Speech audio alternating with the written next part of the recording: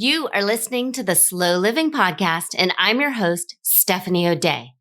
What if I told you that you could truly have the life of your dreams, the life you've always wanted, one filled with abundance, joy, and a sense of purpose? It's absolutely possible, and I see it each and every day with my coaching clients. It all starts with learning how to slow down. You deserve to live the life you've always dreamt about. Let's get started.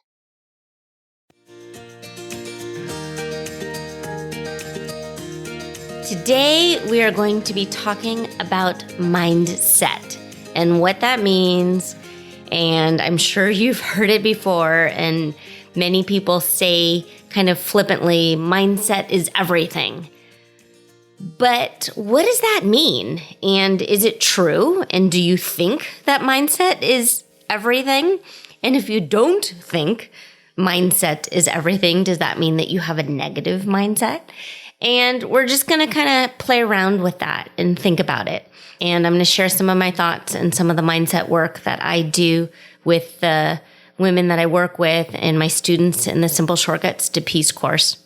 And a little bit of my own experience about being coached on my mindset, because I do have a mindset coach. I work with a mindset and business coach, and she has shared an awful lot about my mindset and where I was sort of holding myself back in some ways. And I gotta tell you, sometimes I don't like it. I don't like being told that I'm wrong or that perhaps I should think of something in a different way. So I'm gonna be completely, totally transparent and honest with you that sometimes mindset work is not super fun and exciting, but I do believe that it is important for your growth and definitely for your personal development. And if you're trying to achieve goals and sort of transition your life to the next step, and you find that you're not making forward progress, if you're losing momentum, chances are there's some sort of mindset mistake that's happening or a mindset block.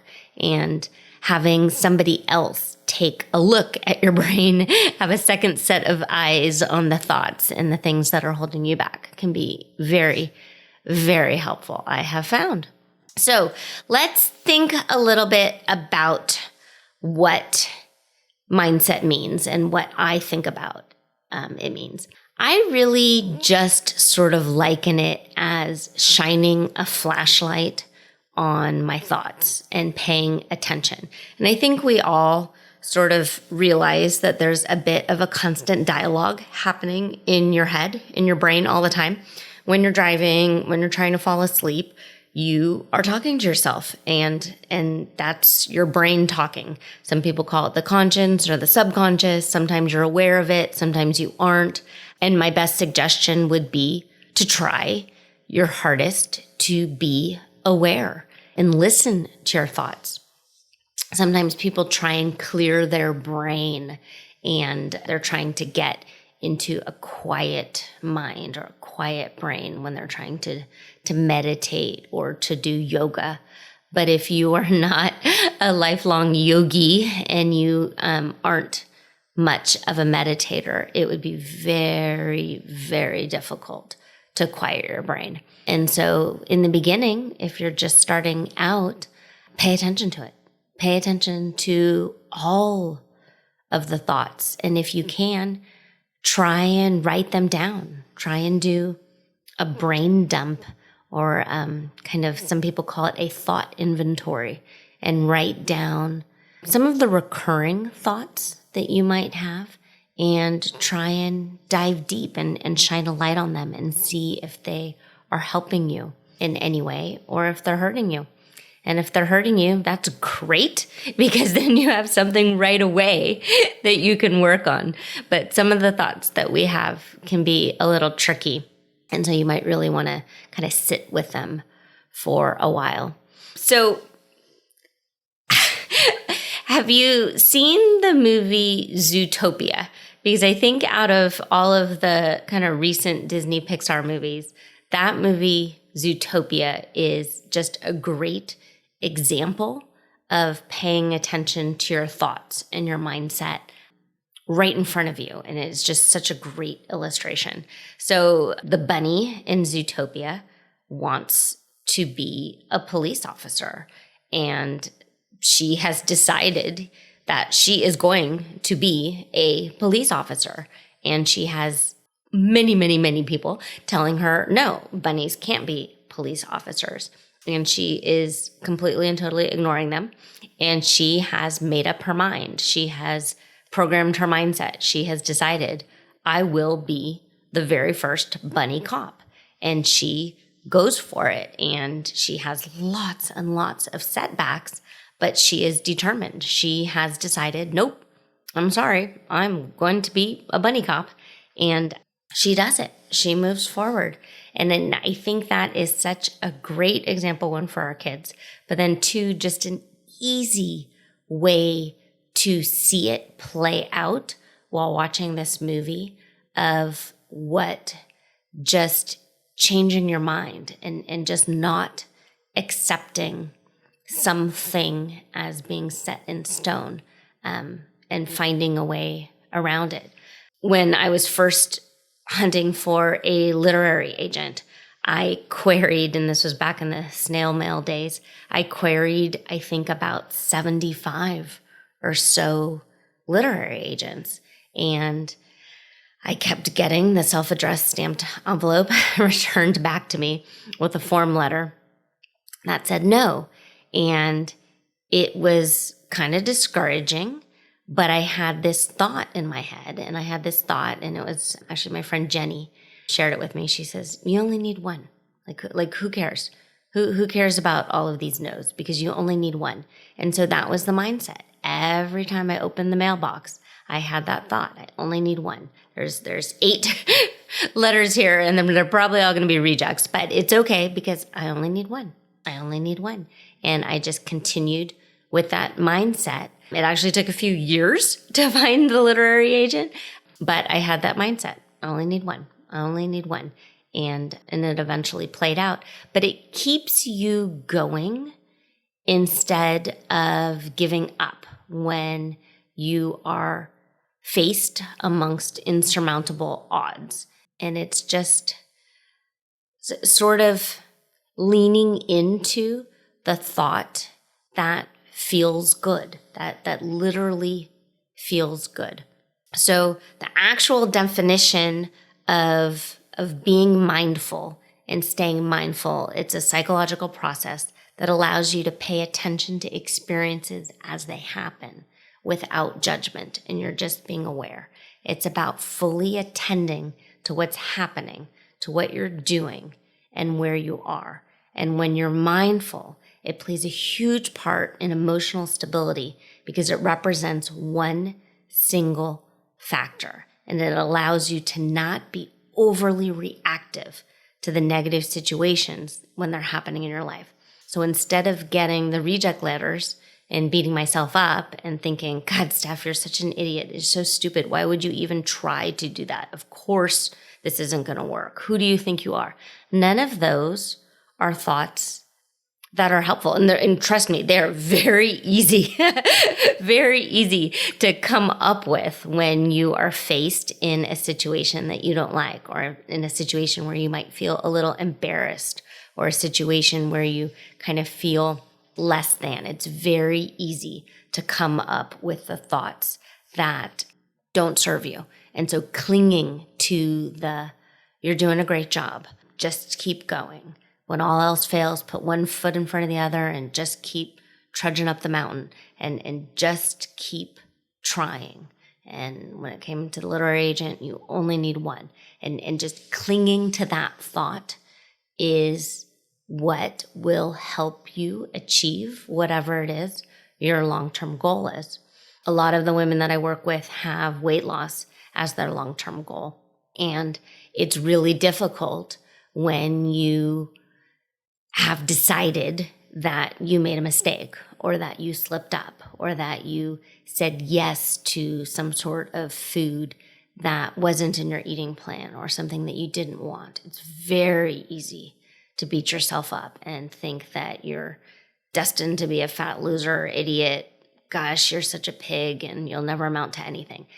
It's very easy to fall into those thought patterns. And it's going to take some time, and it'll take a little bit of effort to sort of reframe all of that negativity and push you forward to thoughts that can serve you. This is just one day. Who cares? One donut isn't going to make or break you. It's not that big of a deal. Choose something different next time. Choose better next time. It's fine. This is a journey. It's not a big deal. Drink some water, move on, brush yourself off. You're wonderful, you're strong, you're successful, you're powerful, you make wise choices. Choose those type of thoughts that will make you feel good and make you feel warm and cozy and as if you're cared for. And that will carry you forward in a great way. So what are some very simple ways that you can sort of try on a day-to-day basis to improve your mindset and become a little more mindful? So the first one is to go out in nature as much as you can and go for a mindful walk and pay attention and follow animals or squirrels on the ground or even a trail of ants, track birds in the sky and just be mindful and be aware in the here and now and just simply pay attention to wherever you are and notice the things that you haven't maybe noticed before and look closely. And then while you're doing that, pay attention. How are you feeling? Are you in a calmer and better state than perhaps you were earlier?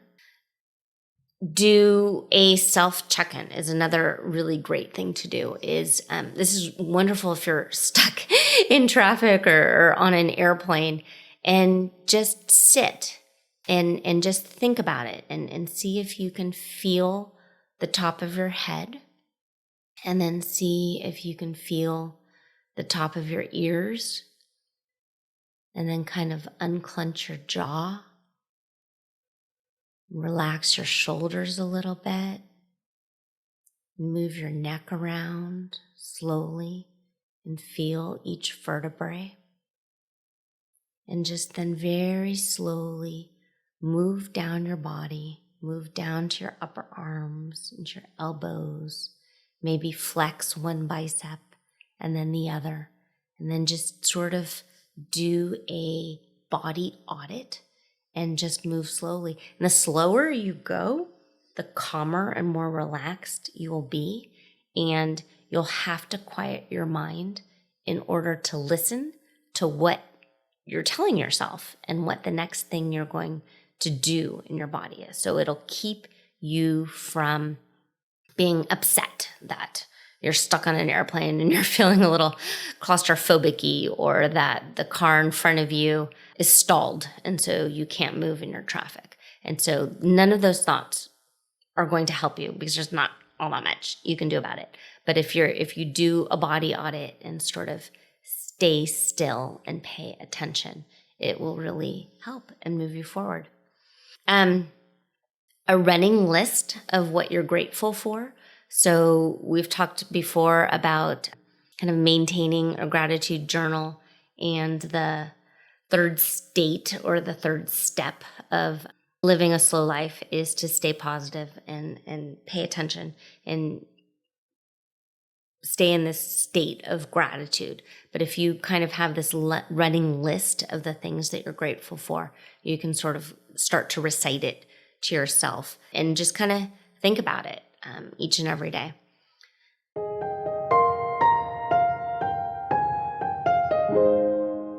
When it comes right down to it, we all just want to climb into bed each night feeling calm, content, and at peace.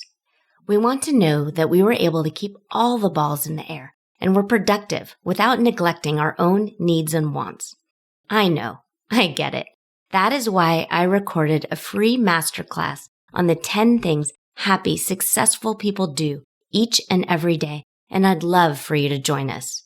Learn simple and practical tips to reclaim the sanity and joy in your home and family. at stephanieodea.com/masterclass.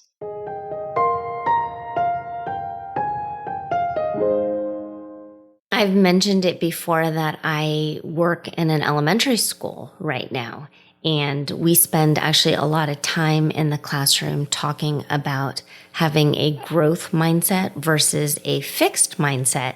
And it's interesting because the kids have kind of grown up with this, and each classroom has these posters all over it with have a growth mindset and different things, and they've got different color brains. And so a lot of what is taught to the children can actually be quite applicable to grown-ups and to adults, and it would be helpful. And so they have a poster, and it has kind of like a sad brain. And it says, instead of thinking, I can't do it, they say, think this. And then they've got this like sparkly brain. I'm still learning, and I will keep trying. And obviously, when you're kind of struggling, if you have that sort of defeatist thought of, I can't do this, I'm not good at this, this is too hard, none of this is working, I'm going to make a mistake, this is stupid. If you change those thoughts to, what can I learn to get better at this? Is this the best I can do? I wonder if there's an easier way. Who can I ask for help? What can I learn from them? I can always find ways to improve. I bet with more practice, it will get easier. Challenges make me a better and stronger person.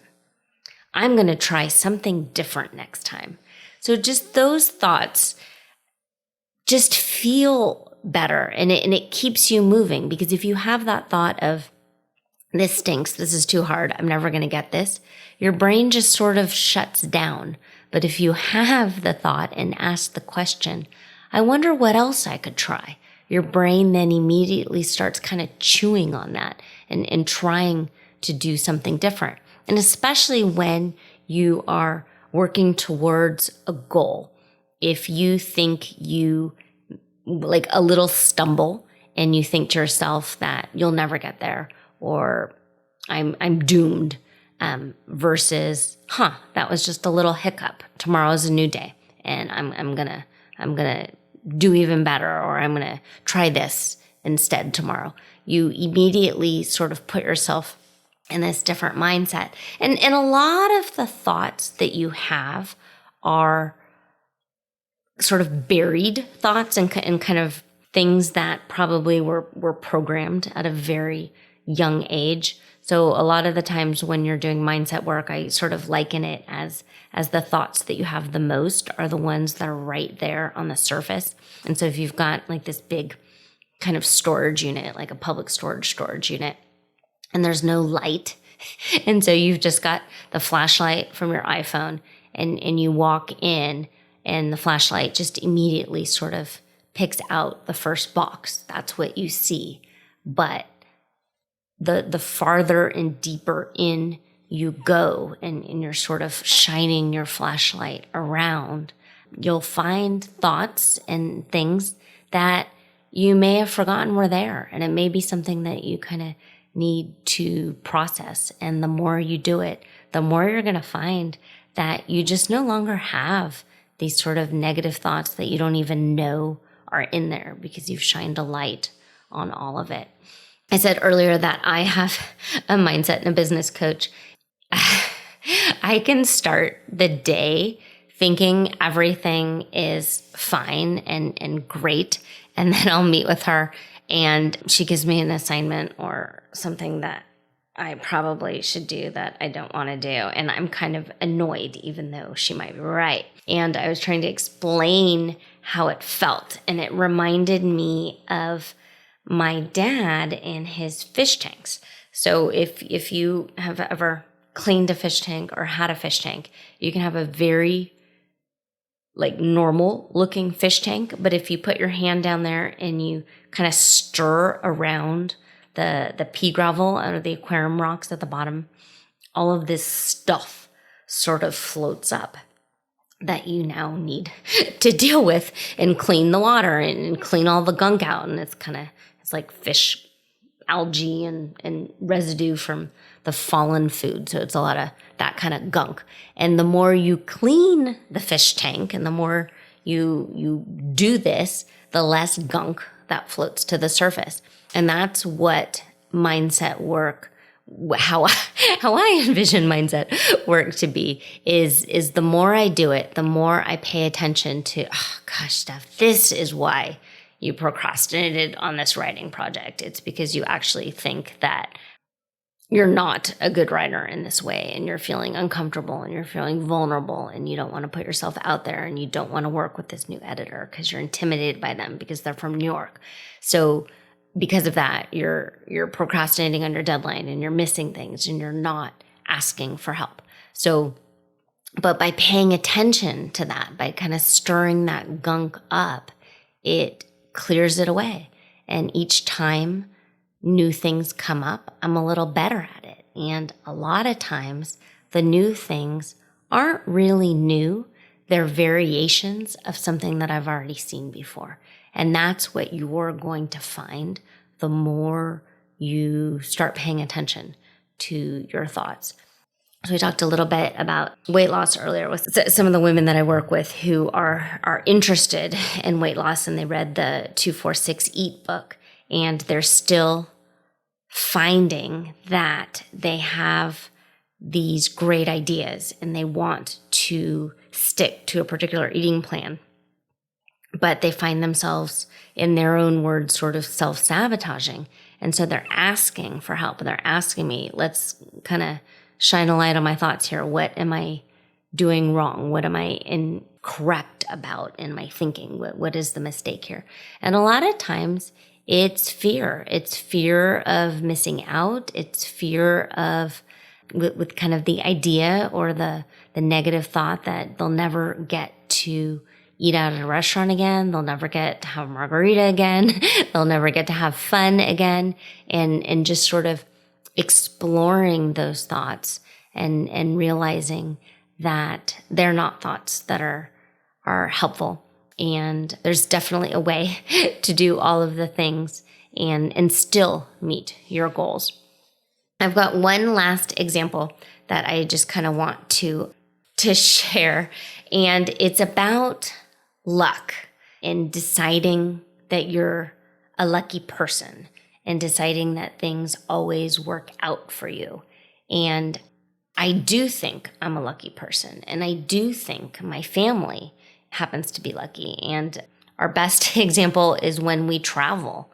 We don't necessarily overly plan everything. I kind of to sort of allow spontaneity in our vacations. So I don't pay attention to booking restaurants or making reservations for certain things. Obviously, if we're going to a theme park or something like that, we'll make a reservation. But if we're exploring someplace for the first time, I don't necessarily do an awful lot of research. I just sort of assume that we will have a great time and that we're super lucky and it will all work out. And I just always have had that mindset that we're just very lucky people and things always work out for us.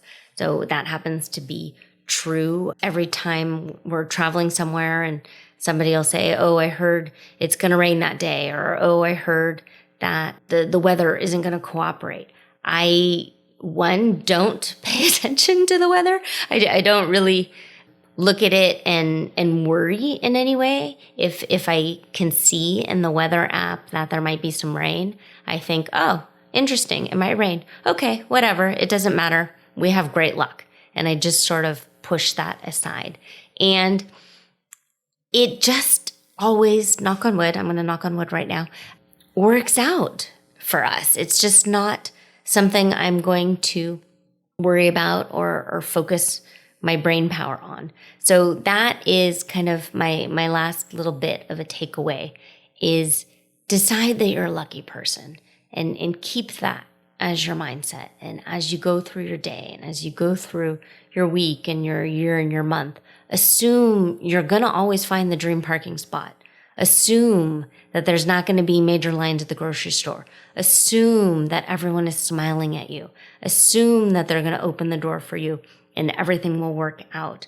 And assume your Amazon package is going to arrive on time versus arriving late. Don't decide someone's going to steal it off your porch preemptively. Just decide that things always work out for you. And you are so insanely gosh darn lucky. And it's wonderful to be you. And I think you're great. And I think you're wonderful. And I'm super happy you're here. And I will see you next time.